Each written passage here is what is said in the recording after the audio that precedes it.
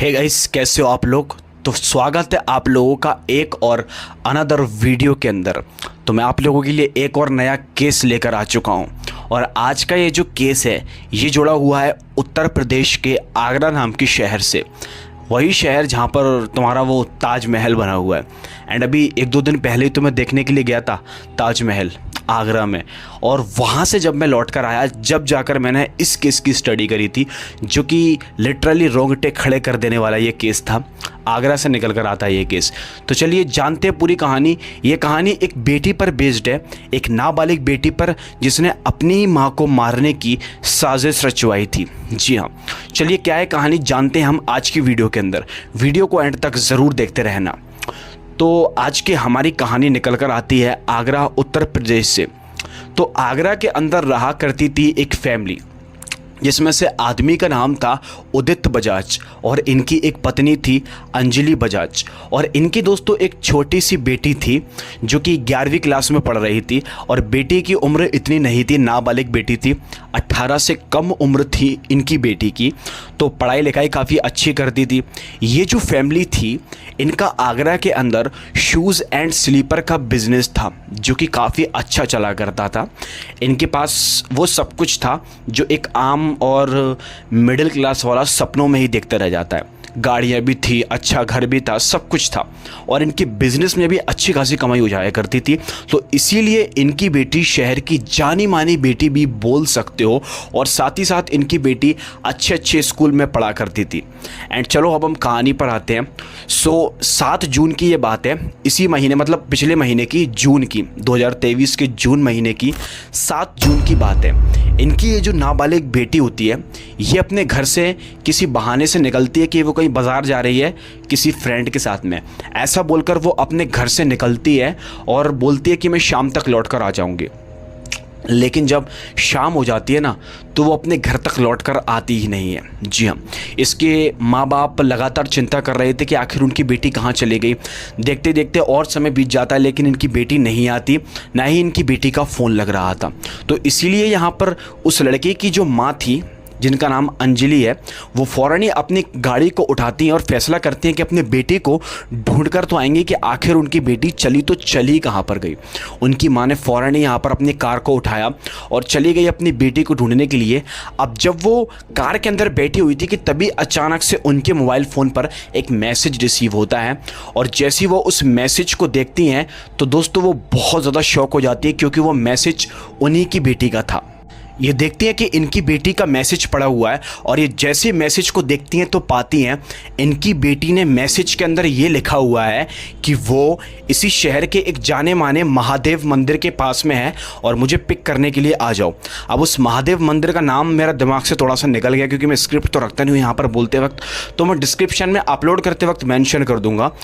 उस महादेव मंदिर के पास इनकी बेटी मैसेज करके अंजलि से बोलती है कि मुझे वहाँ पर लेने के लिए आ जाओ। अब जैसे उसकी माँ इस मैसेज को पढ़ती है तो वो फ़ौरन ही अपनी गाड़ी को घुमाकर पहुंच जाती है, मतलब निकल पड़ती है उस मंदिर की ओर। और दूसरी तरफ दोस्तों घर पर हम देखते हैं उदित को, जो कि मतलब उस बेटी का पिता था ना उदित, उनके मोबाइल पर भी एक कॉल आता है। जी हाँ, वो जैसी कॉल को पिक करते हैं तो उनकी बेटी उनसे बोलती है कि आप भी मुझे उसी मंदिर के पास लेने के लिए आ जाओ। जी हाँ, तो भाई अब यहाँ पर क्या होता है, उसकी माँ पहुँच जाती है फ़ौरन ही अपनी बेटी की बताई हुई लोकेशन पर, मतलब कि उसी महादेव मंदिर पर। और उसकी माँ अंजलि जैसी वहाँ पर पहुँचती है तो पीछे से उसके पिता उदित बजाज भी वहाँ पर पहुँच जाते हैं। और वो जैसी वहाँ पर जाते हैं तो वो अपनी पत्नी से मुलाकात करते हैं और पूछते हैं कि तुम यहाँ पर किसी लिए आई हो। तो उनकी पत्नी उन्हें बताती है कि मेरी बेटी ने मुझे यहाँ पर बुलाया। मतलब दोनों समझ जाते हैं कि इन्हीं की बेटी ने दोनों को कॉल करके यहाँ पर बुलाया।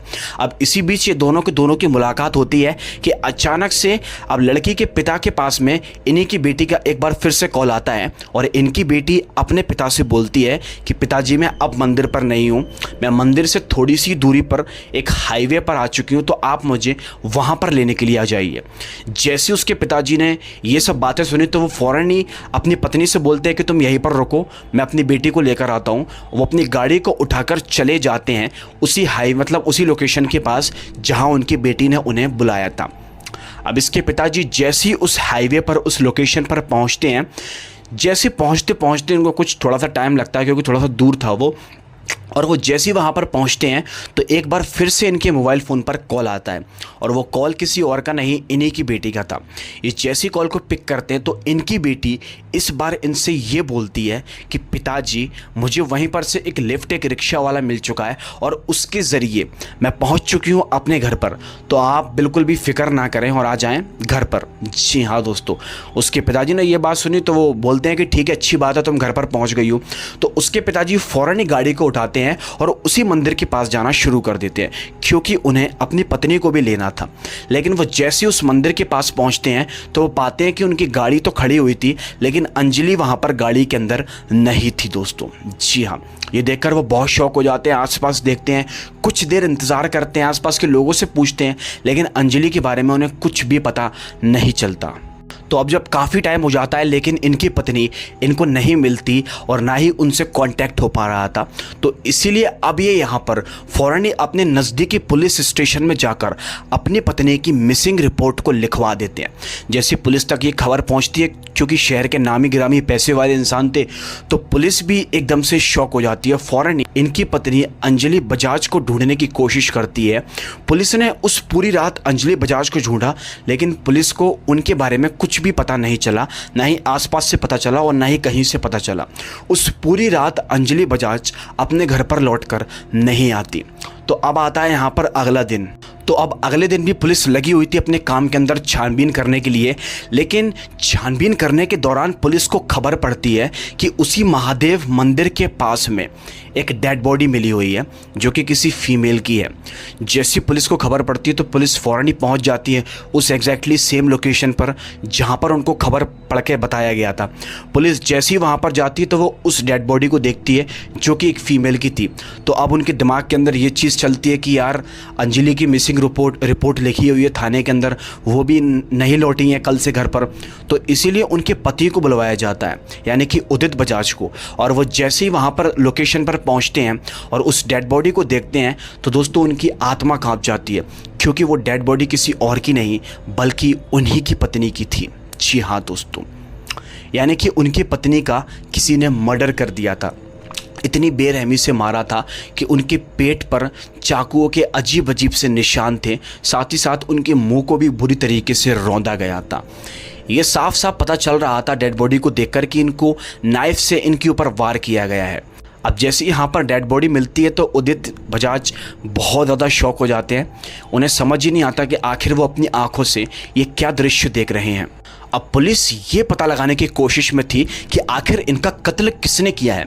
ये पता लगाने के लिए पुलिस ने अंजलि बजाज के मोबाइल को छानबीन करने की कोशिश की कि लास्ट टाइम उनकी किससे बात हुई थी, और उनकी जिससे लास्ट टाइम बात हुई थी वो थी उनकी खुद की बेटी। जी हाँ, इसके अलावा कॉन्टैक्ट में उन्हें कोई भी नंबर दिखाई नहीं दिया था, और साथ ही साथ पुलिस को वो मैसेज भी मिल जाते हैं। और पुलिस ने साथ ही साथ दोस्तों उनके साथ साथ उनके पति उदित बजाज के भी मोबाइल को खंगाला। उनके मोबाइल को जब खंगाला तो देखा कि उनकी भी लास्ट टाइम कॉल पर उसी अपनी बेटी से बात हुई थी, लेकिन वो दोनों कॉल और मैसेज को पढ़ पा रहे थे और देख पा रहे थे कि इनकी बेटी ने दोनों को एग्जैक्टली सेम लोकेशन पर बुलाया है। जिसके बाद वो पिता को कॉल करके बोलती है कि मैं अब वहाँ पर हूँ, और जब उसके पिता वहाँ पर पहुँचते हैं तो फिर वो कॉल करके बोलती है कि वो घर पर पहुँच चुकी है। तो कहीं ना कहीं ये चीज़ पुलिस को बहुत ज़्यादा अजीब लग रही थी। जी हाँ दोस्तों, इसीलिए पुलिस फ़ौरन ही जाती है इनकी बेटी के पास में और इनकी बेटी के मोबाइल को खंगालने की कोशिश करती है। ये जैसी इनकी बेटी के मोबाइल को खंगालती है पुलिस, तो इनको कुछ चीज़ दिखाई देती है।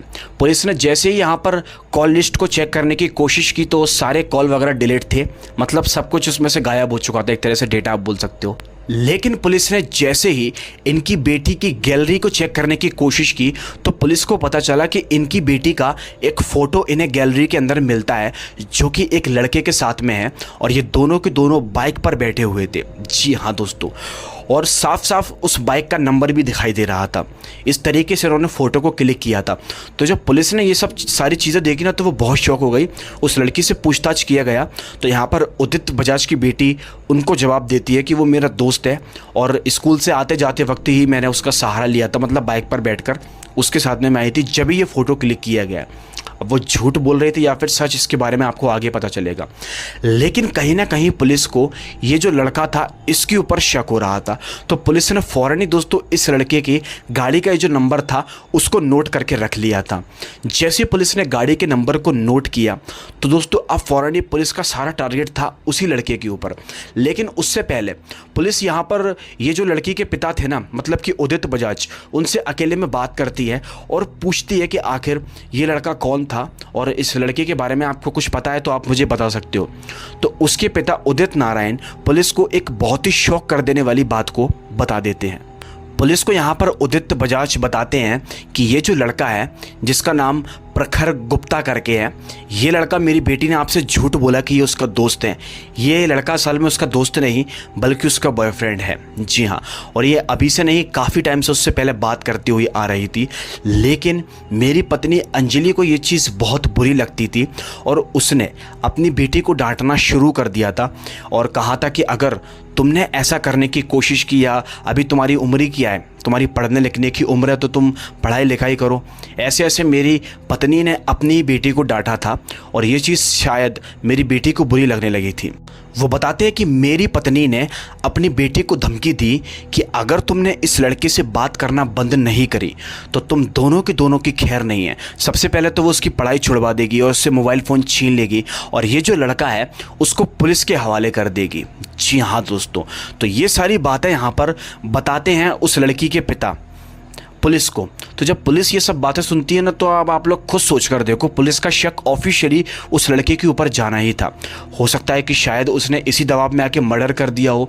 तो पुलिस दोस्तों फ़ौरन ही उसके गाड़ी के नंबर के ज़रिए उसके एड्रेस को पता कर लेते हैं और पहुंच जाते हैं उस लड़के के घर पर, यानी कि प्रखर गुप्ता के घर पर। जैसे उसके घर पर जाते हैं, उसके घर का दरवाज़ा बजाते हैं तो उसकी माँ वहाँ पर होती है। पुलिस जैसे उसके घर पर जाती है और उस लड़के के बारे में पूछताछ करने की कोशिश करती है तो उसकी माँ पुलिस को यहाँ पर बताती है कि उनका बेटा घर पर नहीं है, वो लगभग 2-3 दिन पहले से केदारनाथ घूमने के लिए गया हुआ है। तो पुलिस ने कहा ठीक है, घूम आने दो। पुलिस ने प्रखर की फैमिली से कहा कि तुम अपने बेटे का हमें नंबर प्रोवाइड करा दो। जी हाँ, अब जैसे पुलिस ने उनकी फैमिली से प्रखर का नंबर मांगा तो प्रखर की फैमिली ने पुलिस को प्रखर का नंबर दे भी दिया था। जी हाँ दोस्तों, अब जैसे पुलिस के हाथ में उस लड़के का नंबर लगा तो पुलिस ने फ़ौरन ही उसके नंबर की जांच कराई गई, छानबीन कराई गई, उसकी कॉल डिटेल्स को भी चेक करने की कोशिश की गई। कॉल डिटेल को चेक करा तो पता चला कि प्रखर की लास्ट टाइम बात हुई थी उसी लड़की से, मतलब कि उदित बजाज की लड़की से बात हुई थी जो कि उसकी गर्लफ्रेंड थी। जी हाँ दोस्तों, और इसी के साथ पुलिस ने जब उसके कॉन्टैक्ट नंबर के ज़रिए उसकी लोकेशन पता करने की कोशिश की गई कि वो इस वक्त कहाँ मौजूद है, तो पता चला दोस्तों कि वो केदारनाथ उत्तराखंड नहीं बल्कि इस वक्त वो इसी आगरा उत्तर प्रदेश में मौजूद है, क्योंकि लोकेशन आगरा उत्तर प्रदेश की ही बता रही थी। तो पुलिस यहाँ पर शॉक हो गई कि उसकी फैमिली तो बोल रही थी कि वो केदारनाथ गया हुआ है। पुलिस समझ गई थी कि ये कुछ ना कुछ झोल चल रहा है। तो पुलिस ने फ़ौरन ही अब यहाँ पर अपने लगा दिए पहरेदार उसको ढूंढने के लिए। अब पुलिस ने अपने काम को बहुत बेहतर तरीके से किया और किसी तरीके से प्रखर को गिरफ्तार कर लिया। उसके साथ में उसका दोस्त भी मौजूद था, उसको भी गिरफ्तार कर लिया गया। उन दोनों को गिरफ्तार करके लाया गया दोस्तों थाने और उनसे पूछताछ जारी कर रही थी पुलिस। उनसे पूछताछ कर रही थी कि बताओ इस मर्डर के अंदर अगर तुम्हारा कोई हाथ है तो अभी बता दो। दोनों ही बालिग थे, दोनों की उम्र 20 से ऊपर की थी। जी हाँ, तो जब पुलिस उनसे पूछताछ कर रही थी तो वो बिल्कुल भी पुलिस के सामने अपना जुर्म कबूल नहीं करते। वो बोलते हैं कि हमने कोई मर्डर वर्डर नहीं किया है, आप हमें बेफालतू में पकड़ कर ला चुके हो। इस तरीके से वो मतलब सीधा बनने की कोशिश कर रहे थे। लेकिन भाई पुलिस तो पुलिस होती है ना, आप लोग तो जानते हो। तो पुलिस फ़ौरन ही गई प्रखर के घर पर और उसकी फैमिली, उसकी माँ, उसकी बहन को पुलिस थाने लेकर आई। अब दोनों को ही थाने लाने के बाद पुलिस ने प्रखर से कहा कि मुझे सब कुछ पता है कि तुमने अकेले ने ये मर्डर नहीं किया है बल्कि इसमें तुम्हारी फैमिली भी इन्वॉल्व है। जी हाँ दोस्तों, जब पुलिस ने ऐसी बातें कही तो प्रखर के चेहरे पर एक अजीब सा डर आ गया और वो एकदम डर गया अपनी फैमिली को लेकर। उसने सोची कि कहीं उसकी फैमिली झूठे में ना फंस जाए, इसीलिए उसने पुलिस के सामने कहा कि मेरी फैमिली का उसमें कोई भी कसूर नहीं है। जी हाँ दोस्तों, और उसने एक डंडे के साथ में अपना सारा जुर्म कबूल कर लिया और ये पुलिस की चाल एकदम कामयाब हो गई। तो अब उसने जुर्म क्या कबूल किया मैं आप लोगों को बता देता हूँ। उसने ये कबूल किया कि उसी ने अंजलि बजाज की हत्या की है, और वो भी इसीलिए जिससे कि वो उनकी बेटी से अलग ना हो पाए, और साथ ही साथ उसकी माँ बीच में आकर हम लोगों को बहुत परेशान कर रही थी। जी हाँ, वो हमको बात नहीं करने देती थी और मेरी गर्लफ्रेंड का मोबाइल चुरा लिया करती थी। इस चक्कर में मैंने फैसला किया कि मैं उसी को रास्ते से हटा दूंगा, और इस काम के अंदर उस लड़की ने भी, यानी कि अंजलि बजाज की बेटी ने भी इसका साथ दिया था। और इसने अकेले ने ये मर्डर नहीं किया, इसका जो दोस्त था जो कि पुलिस के अरेस्ट में था, वो भी इस मर्डर के अंदर इन्वॉल्व था। तो कुल 3 लोगों ने इस मर्डर की साजिश रची थी। वो फ़ौरन ही बताता है कि मैं चाकू लेकर आया मार्केट से, और अंजलि को मैंने सुबह से ही बुला लिया था। अंजलि के ज़रिए मैंने उसकी माँ को बुलवाया और उसके बाप को कहीं और भेज दिया बहाने लगाकर, जिसके बाद हम लोगों ने मिलकर चाकू से उसकी मर्डर कर दिया, मतलब उसकी हत्या कर दी बुरी तरीके से। तो जब सारा जुर्म पुलिस के सामने कबूल होता है ना, तो सब कुछ क्लियर हो चुका था। दोनों के दोनों ये लड़के थे, इनको जेल हो जाती, इनको सज़ा हो जाती। लेकिन ये जो लड़की थी वो नाबालिग थी दोस्तों, उसको सज़ा कैसे हो, तो इसीलिए उसको 3 साल की सज़ा सुनाई जाती है। चाइल्ड वाइल्ड में आ रही थी वो, बच्चों में, तो उसको सीधी तरीके से जेल तो हो नहीं सकती। लेकिन अब आप लोग खुद सोच कर देखो, इस कहानी के अंदर हमको क्या जानने के लिए मिला कि एक खुद की सगी बेटी ने अपनी सगी माँ को मारने की साजिश रचवाई। जी हाँ दोस्तों, वो भी प्यार के लिए। वैसे तो ऐसा कुछ नया नहीं है इस कहानी के अंदर। एंड अभी मैंने कुछ दिन पहले एक वीडियो अपलोड की थी जयप्रकाश वाली, जिसमें एक बेटी ने अपने बॉयफ्रेंड के साथ मिलकर अपने बाप का कत्ल कर दिया था। तो माँ का कत्ल होना कौन सा बड़ी बात है, दुनिया के अंदर आजकल कुछ भी पॉसिबल हो जा रहा है।